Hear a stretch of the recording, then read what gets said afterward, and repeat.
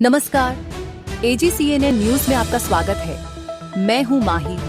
प्रस्तुत है मुख्य समाचार। उपयोग किया जा रहा है। यह आश्चर्यजनक तथ्य है कि वर्ष 17-18 के बाद से 2017-18 से CAG की रिपोर्ट को सदन पटल पर प्रस्तुत नहीं किया गया है। इस संबंध में विपक्ष के तत्कालीन नेता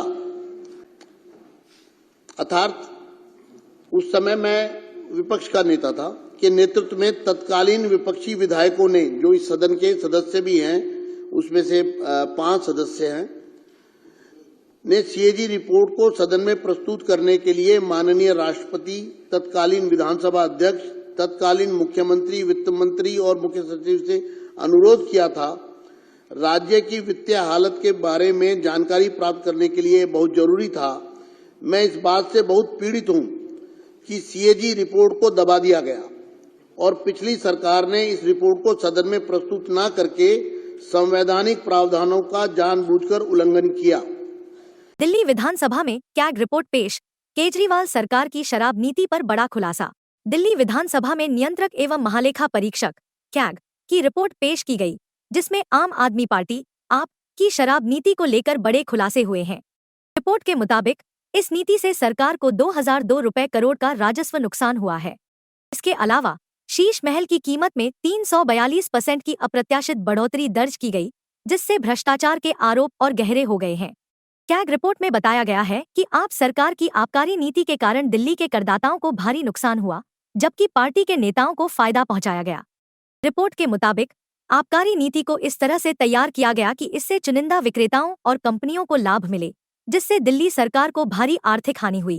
कैग रिपोर्ट के मुख्य खुलासे: राजस्व नुकसान, हेरफेर और अवैध छूट के कारण दिल्ली सरकार को 2026 रुपए करोड़ का घाटा हुआ। विशेषज्ञ पैनल की अनदेखी। मनीष सिसोदिया की अध्यक्षता वाले समूह GOM ने आबकारी नीति पर विशेषज्ञों की सिफारिशों को नजरअंदाज किया। बोलियों की कोई जांच नहीं। घाटे में चल रही कंपनियों को भी लाइसेंस दे दिए गए, जिससे भ्रष्टाचार की आशंका और बढ़ गई। लाइसेंसिंग में धांधली। नियमों के उल्लंघन के बावजूद डिफॉल्टरों पर कोई जुर्माना नहीं लगाया गया। गैरकानूनी छूट। चुनिंदा विक्रेताओं को 941 रुपए करोड़ की छूट दी गई, जो नियमों के विरुद्ध थी। लाइसेंस शुल्क में छूट। ठेकेदारों को अनुबंध की शर्तों के बावजूद 144 रुपए करोड़ का फायदा पहुंचाया गया। सिक्योरिटी डिपॉजिट में गड़बड़ी। गलत संग्रहण के कारण सरकार को 27 रुपए करोड़ की हानि हुई। थोक विक्रेताओं और जोनल लाइसेंसधारियों की मिलीभगत। दिल्ली में शराब का अवैध सिंडिकेट बनाया गया, जिससे आम जनता को नुकसान हुआ। लैब और गुणवत्ता जांच नहीं हुई। शराब की गुणवत्ता की जांच के लिए कोई व्यवस्था नहीं की गई, जिससे जनता की सेहत पर खतरा मंडराने लगा। दिल्ली विधानसभा अध्यक्ष विजेंद्र गुप्ता ने कहा, यह जानकर हैरानी होती है कि 2017 से 18 के बाद से कैग रिपोर्ट को विधानसभा में पेश नहीं किया गया। इस संबंध में तत्कालीन नेता प्रतिपक्ष यानी मैं और 5 अन्य विपक्षी नेताओं ने राष्ट्रपति, विधानसभा अध्यक्ष, मुख्यमंत्री और मुख्य सचिव से रिपोर्ट पेश करने का अनुरोध किया था। राज्य की वित्तीय स्थिति का आकलन करने के लिए यह रिपोर्ट अत्यंत आवश्यक थी। दुर्भाग्यवश कैग रिपोर्ट को पेश नहीं किया गया, जिससे पिछली सरकार ने संविधान का उल्लंघन किया। विधानसभा में कैग रिपोर्ट पेश होने के बाद विपक्षी दलों ने केजरीवाल सरकार पर तीखा हमला बोला। बीजेपी नेताओं का कहना है कि यह आबकारी नीति नहीं, बल्कि आप सरकार की किकबैक स्कीम थी, जिससे दिल्ली को शराब माफिया के हवाले कर दिया गया। अब सवाल उठता है कि क्या कैग रिपोर्ट के इन खुलासों के बाद केजरीवाल सरकार पर कोई कानूनी कार्रवाई होगी? क्या जनता से किए गए वादों को दरकिनार कर आप सरकार ने दिल्ली वासियों को ठगने का काम किया?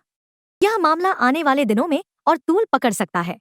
आपकी अनुमति से राष्ट्रीय राजधानी क्षेत्र दिल्ली सरकार से संबंधित भारत के नियंत्रक एवं महालेखा परीक्षक का दिल्ली में शराब के विनियम और आपूर्ति पर निष्पादन लेखा परीक्षा प्रतिवेदन वर्ष 2024 का प्रतिवेदन संख्या नंबर 1 की प्रतियां सदन पटल पर प्रस्तुत करती हूं।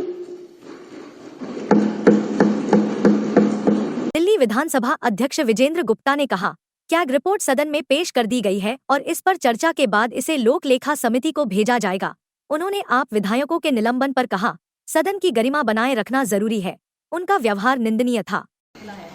अभी चर्चा CAG की रिपोर्ट टेबल हुई है और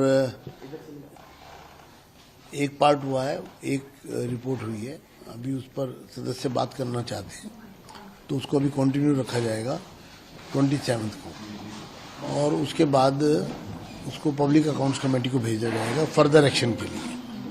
अभी चूंकि सेशन को एक्सटेंड भी कर दिया 3 दिनों के लिए, आगे जब 3 मार्च तक का सेशन चलेगा तो और क्या डिस्कशन रहेगा? क्या सीएजी की और वॉल्यूम्स को भी टेबल किया जाएगा उसमें? देखिए, अभी चूंकि एक वॉल्यूम हुआ है, एक पार्ट हुआ है, एक सीएजी रिपोर्ट आई है, अभी बाकी सब बाकी है, तो आने वाले दिनों में और भी रिपोर्ट आने की पूरी संभावना है। क्या हम एक्सपेक्ट कर सकते हैं कि 3 मार्च में भी कोई सेकेंड वॉल्यूम टेबल हो सकता है? बिल्कुल होगा, जरूर होगा। रकस हुआ जिस तरीके से ऑपोजिशन ने हंगामा किया, फिर उनको सस्पेंड किया गया, उस बीच में सीएजी पे डिस्कशन पे ऑपोजिशन वहां मौजूद नहीं था।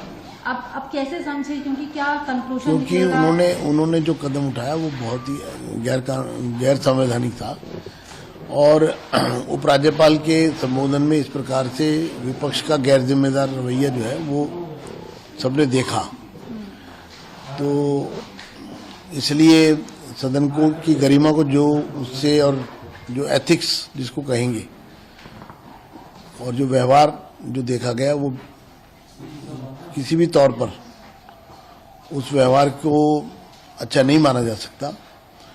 और सबसे पहले सदन की गरिमा है, और गरिमा के साथ साथ उपराज्यपाल महोदय एक संवैधानिक जिम्मेदारी निभाने के लिए हमारे बीच में आए थे। ऐसे में उपराज्यपाल महोदय के अभिभाषण के दौरान विपक्ष द्वारा किया गया जो भी कृत्य वो निंदनीय है। कुल अभी कितने विधायकों को सस्पेंड किया गया और कब तक के लिए वो सस्पेंशन जारी रहेगा? ये सस्पेंशन जो है ये 25, 27, 28 3 दिन का है। आज के लिए बस इतना ही। नमस्कार।